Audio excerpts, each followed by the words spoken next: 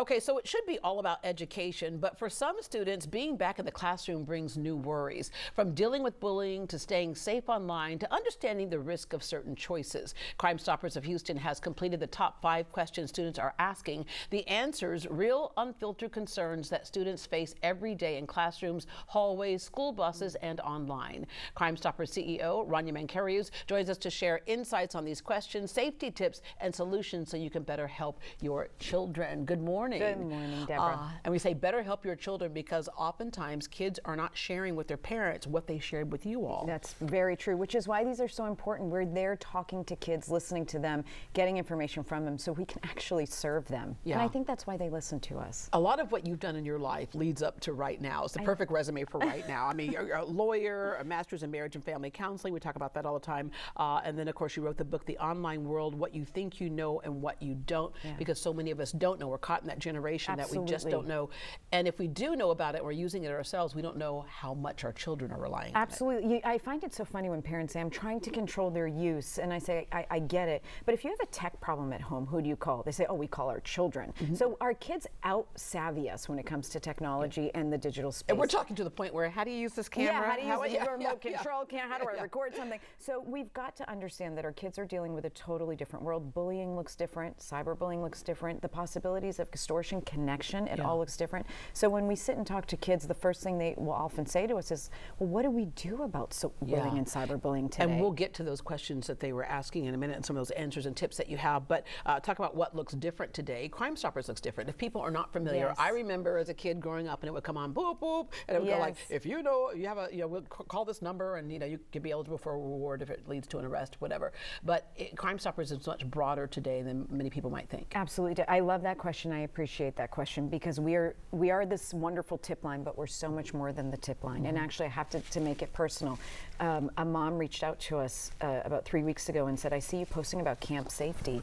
When did you all start looking at camp safety? And I said, we broke the story in 2018 about the lack of oversight in camps. Yeah, and questions you should ask when you're sending your children off to Absolutely, camp. and people didn't realize that. We are a public safety institution. We are going to make sure your kids, your homes, your business, your investments, your animals, the elderly are safe wherever they are. Beyond the tip line, we're looking at proactive safety, and that's just it makes us a Houston gem, in my opinion. Yeah, and not just in Houston. You have the Million for Million campaign, which was a statewide initiative. Yes, so about a year and a half ago, I realized raising 3 girls, all of whom you know very well. That's the other part of your resume. Yeah, raising 3.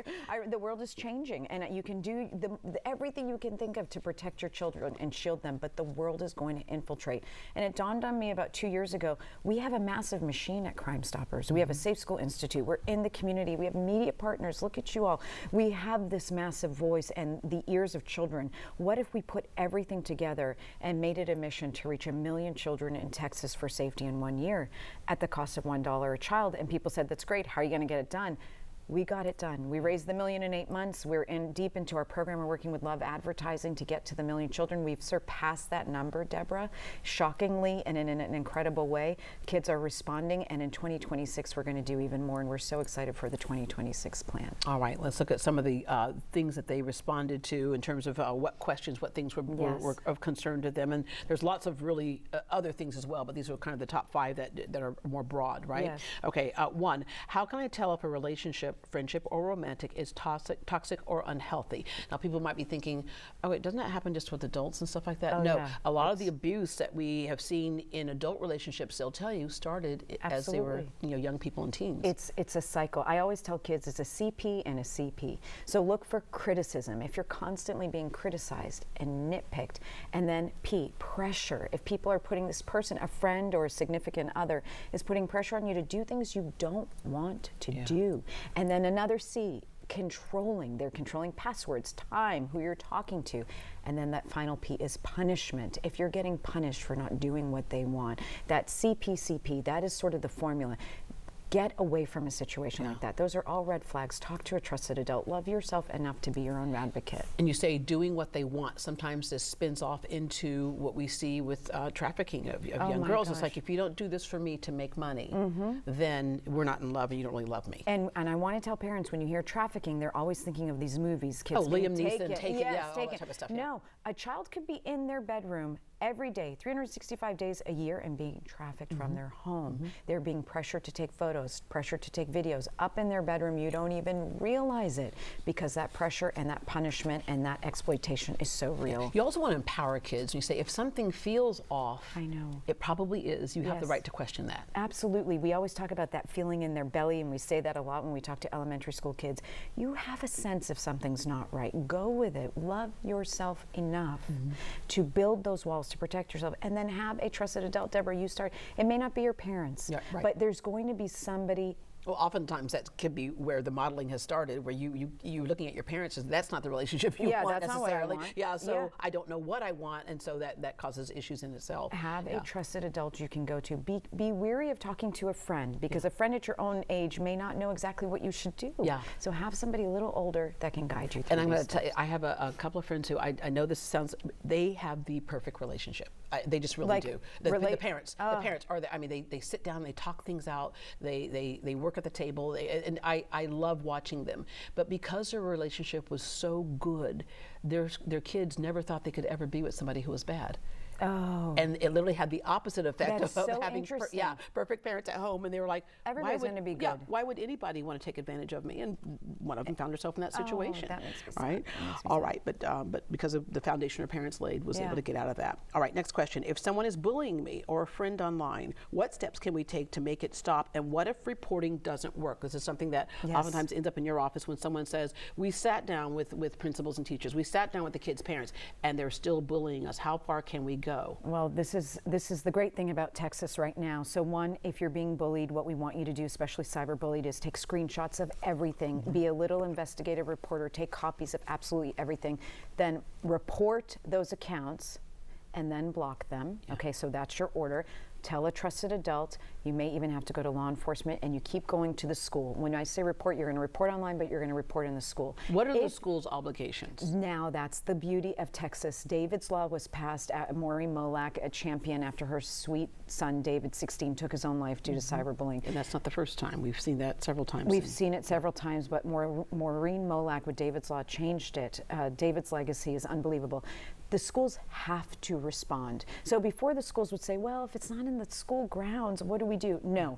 Cyberbullying, whether it's taking place on your campus or not, if it is affecting your student, you have a duty and an obligation to intervene, including going as far as expelling a student that is bullying.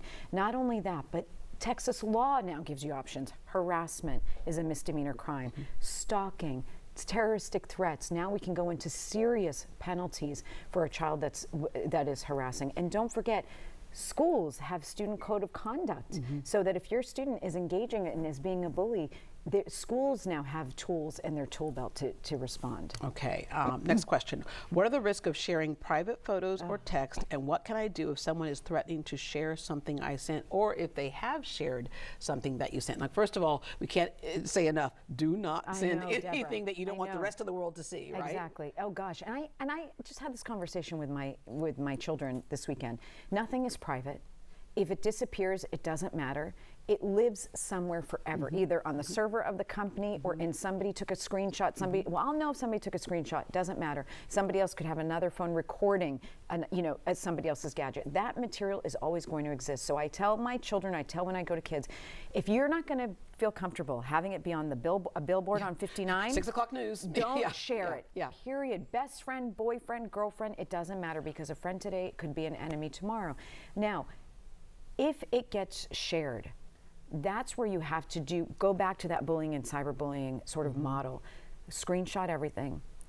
Block, report, then block. Yeah. Make it clear you do not want this shared. And here's the other tool now. Yeah. NCMEC has this wonderful tool, takeitdown.ncmic.org. So when we see kids that say, I took a photo, I knew it wasn't right, but I sent it to my boyfriend, and I swore he wasn't going to say, and now the whole school has it.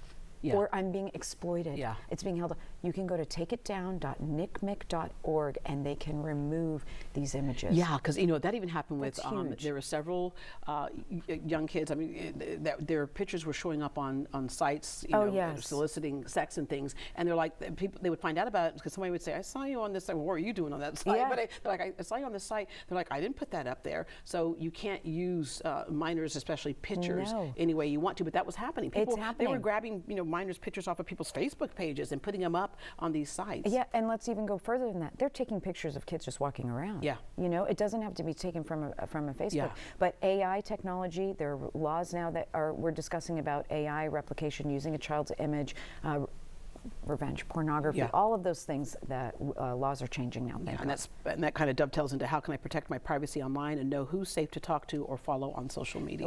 We always say it. I know kids, it's hard to understand, but if you don't know them in real life, there's a good chance they're not who they say No, but I they have a ton are. of friends. I know.